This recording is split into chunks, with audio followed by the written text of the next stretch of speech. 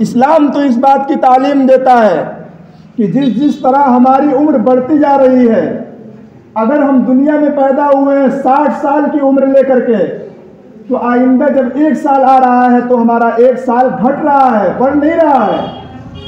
हमारी जिंदगी का 1 साल कम हो रहा है, बढ़ नहीं रहा है।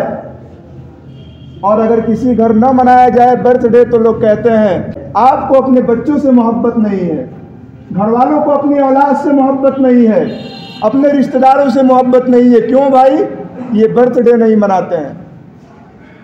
हमें भी अगर कोई बता दे कि जैसे ही कोई आइंदा साल आ रहा है तुम्हारी ज़िंदगी बढ़ा दी गई है और लौह महफूज में तुम्हारी तकदीर में 5 साल 10 साल बढ़ा दिया गया है, फिर हम भी खुशी मनाएं।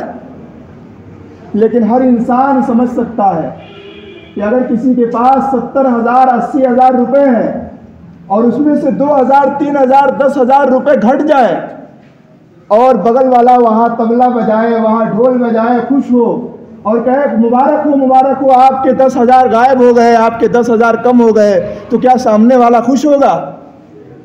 हरगिज़ वो खुश नहीं हो सकता है, बल्कि वो कहेगा कि तुम हमारी तौहीन कर रहे हो, हमारी बर्बादी पर खुशी मना रहे हो।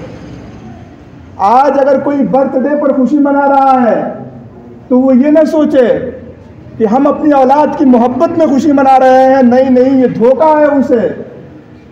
अपनी औलाद की ज़िंदगी के कम होने पर वो खुश हो रहा है, अपने घर वालों की ज़िंदगी के घटने पर वो खुश हो रहा है, उनकी बर्बादी पर खुश हो रहा है और उनकी बर्बादी पर वो केक काट रहा है।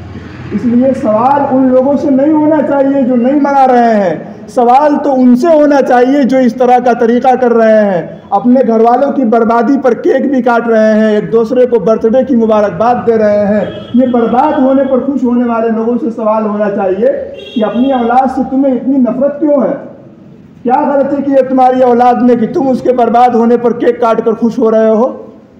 ज़िंदगी का एक एक साल घटता जा रहा है, हमारी ज़िंदगी घटती जा रही है और हम उस पर खुश होकर कह रहे हैं ये हैप्पी बर्थडे है, ये खुशी का दिन है।